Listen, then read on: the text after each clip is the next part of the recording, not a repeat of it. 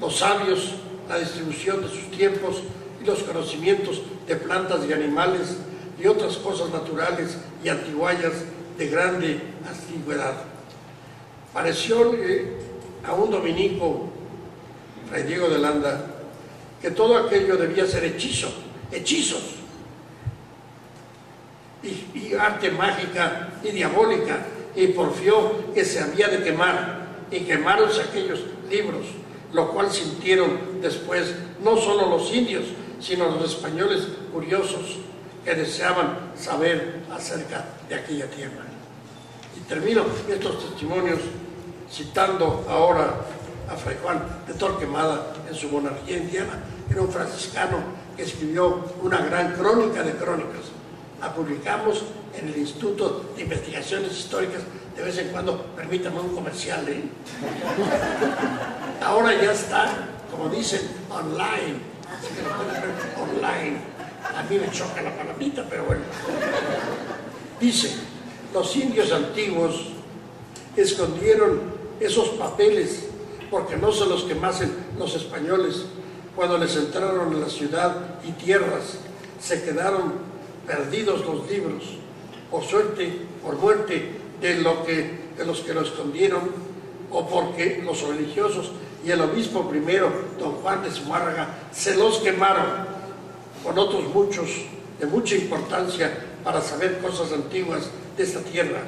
Pero como todas ellas, las pinturas eran figuras y caracteres que representaban animales racionales o irracionales, hierbas, árboles, piedras, montes, agua, tierras y otras cosas, se entendió que era demostración de su prestación diabólica, y así quemaron cuantos pudieron haber a las manos, que a no haber sido la diligencia de algunos indios en esconder parte de sus papeles e historias, no hubiera ahora de ellos ni la apariencia que tenemos. O sea, no hay duda que quemaron. Ya traté de explicar por qué lo quemaron. A lo mejor varios de los aquí presentes, si hubieran tenido estas cosas por delante, también los queman. Yo les digo a veces a mis alumnos, no pongan el grito en el cielo, ¿eh? Códices prehispánicos habrá 12 o 13. ¿Por qué dice 2 o 3? Porque hay alguno que se duda.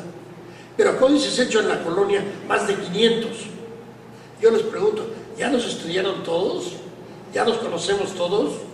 No. Bueno, entonces, si hubiera más, nuestra ignorancia sería mayor.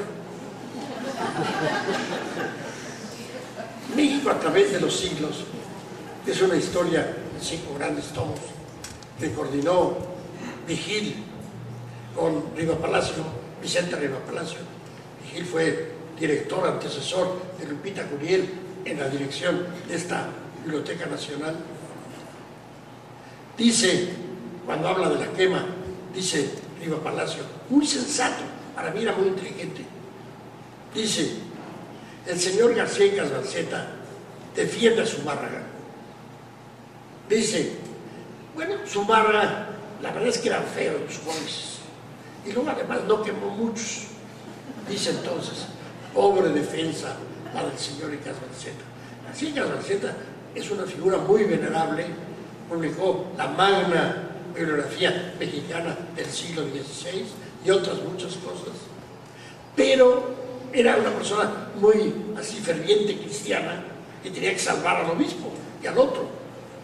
Entonces, quiere decir que, hombre, no fue tan, no estuvo tan malo lo que hizo, ¿no? Entonces dice él, dice Rivapalacio, triste defensa. Y él hace la defensa, dice, es que Zumárraga era como Lutero, como Calvino, como Ignacio de Loyola, hombre motor de la historia. Tenía que avanzar, tenía que cambiar el mundo. Y entonces arrasaba con lo que hubiera, no importaba. Un argumento no malo, ¿no? Es decir, si se va con mucho, a ver, estudiaremos el códice, a ver, este sí, este no, ¿verdad? Tenían ellos que creían, Zumárraga no creía que tenía autoridad para quemar códices, que tenía obligación, porque decía, yo vengo a implantar el cristianismo. Otra cosa que a mí me parece una locura tener tal convicción, pero él venía con esa convicción, Porque digo, ¿por qué tiene usted que implantar? Yo también voy a España a implantar el culto de Huitzilopochtli, ¿verdad? Hubo un español del exilio que escribió un libro que se llama La conquista de España por los aztecas. Y es magnífico, porque toman Santiago de Compostela, ven que allí había un acto de fe de la Inquisición y dicen, estos también hacen sacrificios humanos. Y luego dicen, ya no se llama Santiago, se llama Compostela de Tezcatlipoca, como hicieron ellos. Es muy bueno, ¿no? Entonces, se perdió mucho, se destruyó mucho, pero en fin, algo quedó. Mi esposa que está aquí y que tiene un libro que se llama Tepuztlacuiloli, pinturas en metal, o sea, impresos, una palabra que usaron, un neologismo que usaron los frailes, registra allí más de 3,000 títulos impresos en náhuatl y los comenta. O sea, si no hubiera habido nada, era imposible hacer todo eso, ¿no? Entonces, sí quedó, y los que nos dedicamos a estos, ahí seguimos, ¿verdad, Pilar? Ahí seguimos. Pilar, por ejemplo, ha estudiado una cantidad de cosas, entre otras, todos los conceptos de origen prehispánico que Sahagún incorporó a su historia. ¿Y cómo le hizo? Explica los procedimientos que siguió. Unas veces dice, los capulines son como las cerezas de la tierra, así, y de muchas maneras, explicando. Y los frailes, cuando enseñan la doctrina cristiana, pues también tienen que decirles ciertas cosas para que entienda el otro. Con la palabra Dios se las vieron muy negra, porque no querían usar Teotl, porque les daba miedo que pensaran que era el Dios antiguo. Entonces inventaron Izelteotl, el Dios único, o en maya Hunapku, que quiere decir también el Dios único. Mucho se perdió. Los libros fueron perseguidos. Imagínense, yo les digo a mis alumnos, vayan por ahí, por el Cerro de la Estrella, vayan por Culhuacán, métanse en cualquier cueva. A lo mejor en una cueva, mira, aquí hay unos papeles, como los rollos del Mar Muerto, códices que escondieron cuando iban a atacar la ciudad. Es posible. En una cueva que esté seca, ojalá, se encuentran una biblioteca más grande que esta. Bueno, ¿y luego qué? ¿Ese fue el final de la edad de los códices? No, no, por fortuna. Los códices que sobrevivieron llamaron la atención. Cortés le envió a Carlos V. Ya decíamos que Durero los vio y se admiró. Al llegar a Europa, por ejemplo, uno que seguramente Carlos V le regaló al rey de Portugal, el rey de Portugal se lo regaló al que gobernaba el imperio, al emperador, que estaba en Viena. Y él lo tiene en la biblioteca etnológica, Trilferkerkunde, que se llama. Y dice, es el códice de donde viene la figura de ese escribano que dije que se llamaba Nueve Viento, dice, libro de la India. Otro códice que está en Liverpool, al cual aludiré, dice, libro de China. ¿De qué será esta cosa, no? Qué raro, ¿verdad? No pensaban que de aquí había libros. Se les había olvidado. Sahagún dice en un lugar, esta cosa terrible, en su prólogo al segundo libro de la Historia General, que escribió con base en la documentación en náhuatl que conocemos y que se conserva y que estamos estudiando ahora, dice, porque a estos indios les sucedió lo que dice Jeremías respecto de los judíos. Yo os enviaré gente terrible, codiciosísima de matar, que destruirá vuestras ciudades y acabará con todo lo que tenéis. Y dice, esto a la letra les ha sucedido a los indios con los españoles. Eso dice Sahagún, que era español. El padre de las Casas dicen que era enemigo de España porque denunciaba los crímenes. Yo pienso que no era enemigo, era la gran gloria, porque ni los ingleses ni los franceses, ni menos los holandeses, si hay algún holandés que me perdone, les importó un comino lo que hacían y nunca trataron de defender a los indios. Nadie. Y los españoles sí hubo.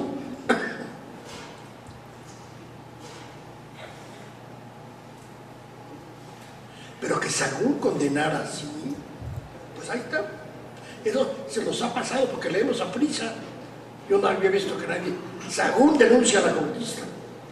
Acabo de escribir un articulito sobre eso. Pues sí, Sahagún denunció, y en esos términos terribles.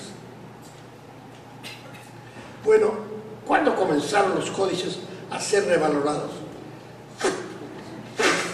Ya dije que Pedro Mártir, Durero y otros, y yo creo que los reyes, esos que tuvieron códices, por algo los guardaron, ¿verdad? Parecieron interesantes, si no los hubieran tirado. Y creyeron que eran de la India o de China.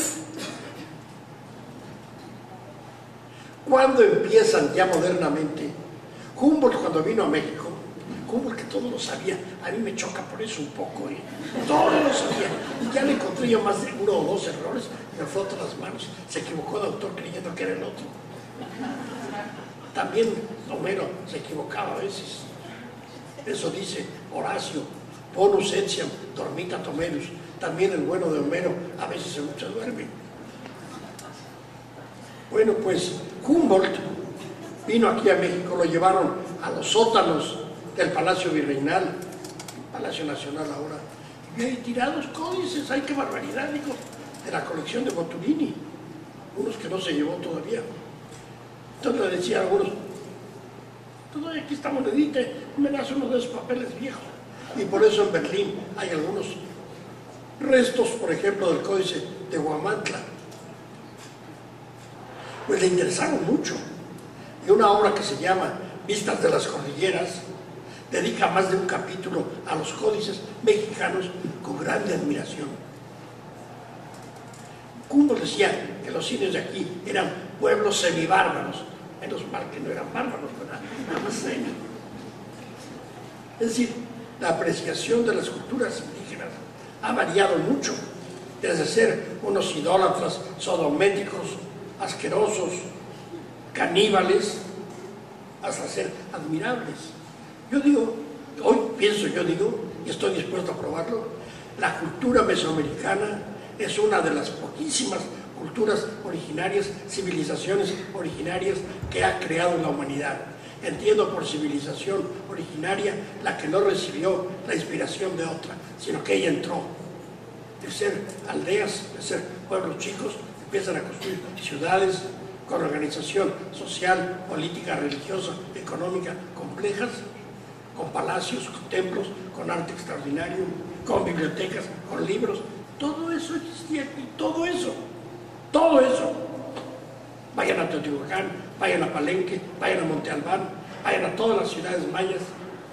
Somos herederos de una civilización originaria, extraordinaria. Por eso en casi todo el mundo no hay universidad en serio que no tenga mera interés en esto. Estados Unidos, un montón de universidades. Alemania, IDE, Francia, IDE, España, IDE, Italia, IDE, Japón también, hoy día China, Rusia, Polonia, Israel. No creo que tengan estudios sobre los bantús, así tan detallados, ¿verdad? O los bantús tienen también sus derechos, los pigmeos, todo eso, pero no se puede comparar, la verdad. Yo no digo que sean superiores de raza, no, que estos crearon y los otros no crearon. Es como en la familia, el niño menor salió inteligentísimo y el mayor un soquete, ¿no? ¿Por qué? Pues quién sabe por qué. Entonces, a partir de Humboldt empieza a haber grandes figuras. Les voy a enseñar fotografías al menos de varios de los años. Un gran sabio, Francisco del Paso y Troncoso, veracruzano, nació hacia la mitad del siglo XIX, fue director del museo, trabajó mucho sobre cuestiones, quería estudiar medicina, un poco como el maestro Salvador Reyes Equiguas, secretario académico de este instituto, que también quería estudiar